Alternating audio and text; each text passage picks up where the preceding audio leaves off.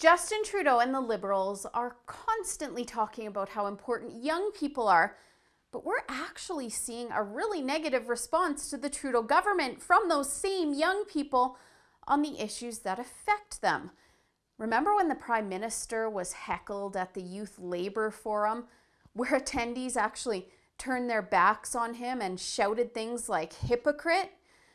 Among other issues, they're mad that the Liberals aren't addressing Canada's youth unemployment rate. As this article in the Financial Post highlights, Canadians aged 15 to 24 had an employment rate of only 55.2% as of June of last year due to a struggling job market. It's obviously a big problem, yet Trudeau basically scolded these kids at the forum for protesting. He said their reactions were sending the wrong message. Or what about the time at the Paris climate talks when the Canadian youth delegation chanted, "Youth need to be heard, not just seen," after Trudeau refused a meeting request with them?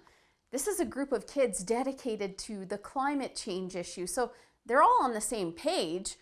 It's actually really weird that Trudeau wouldn't listen to the very people he says are so important. If anyone is sending the wrong message here, it's Justin Trudeau and the Liberals, who promised to create 120,000 jobs for young people by 2018. That campaign promise is what brought voters aged 18 to 25 out in droves. And there's a good indication that those votes pushed the Liberals from a minority to a majority government. In fact, turnout among young voters went up by 12% in 2015, with the majority backing the federal Liberals at an estimated 45%, which was the highest compared with the NDP at 25% and the Conservatives at 20%. So this says a lot about why the feds are making all these promises to youth, doesn't it? They're the ones voting more. And actually, the millennial population is growing and will outnumber baby boomers by the 2019 election. For the Liberals, it's not about satisfying the needs of young people by implementing favorable policies. It's just about saying whatever they need to get their votes. Actually, they're so hell-bent on securing the youth vote that maybe this one little election promise slipped past you. They want to change the voting age to 16. Of course, dropping the age will mean even more young voters. And here's the key. The Liberals are banking on millennials being too dumb to connect the dots on policy issues. Remember I said that youth are mad about unemployment rates after the feds promised them jobs?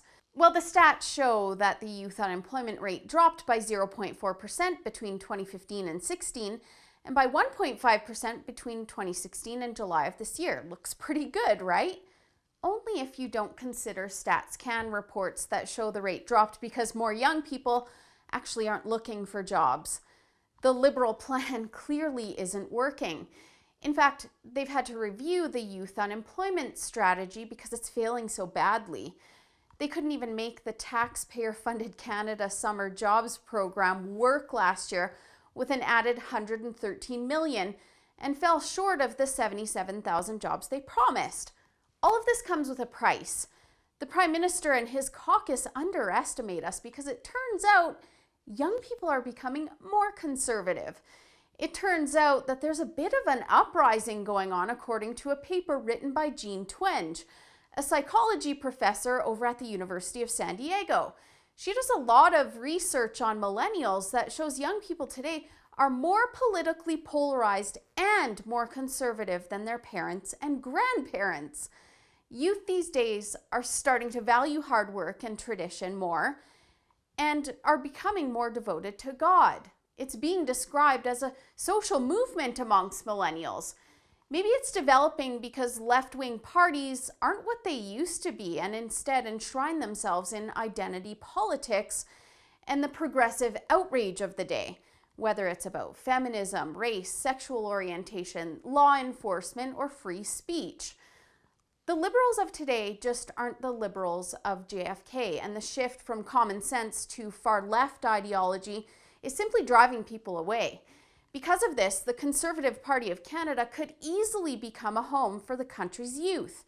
They're supposed to be the party of jobs, fiscal prudence, and family values, but they just can't seem to get it together with young Canadians at election time. I mentioned that in 2015 they had only an estimated 20% of the youth vote, and they've actually placed last in recent elections on that front. So what's the problem? Well, it could be that right-wing political parties in Canada have also shifted left. Instead of highlighting conservative principles like liberty and freedom that are so attractive to youth, politicians have been far too concerned with their image and pander for support. They're either too apologetic for their ideals or take a page out of the progressive handbook by selling policies as the best choice for people, rather than promoting the idea that people can make choices for themselves. In other words, a lot of these politicians have sold out their principles simply for their own gain. Yet, conservative principles sell themselves. If conservatives want to gain the attention of youth, while Justin Trudeau, who, by the way, won the younger generation over with a fresh approach, they're going to have to take a fresh approach themselves.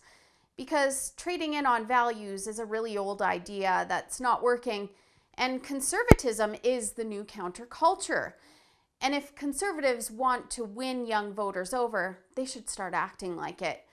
For the Rebel.media, I'm Holly Nicholas. Thanks so much for watching. If you liked that video, you might like our premium content too. For just $8 a month, you still get access to all of our free content, plus our full-length shows. You can hit that visit link for more details on all of the options.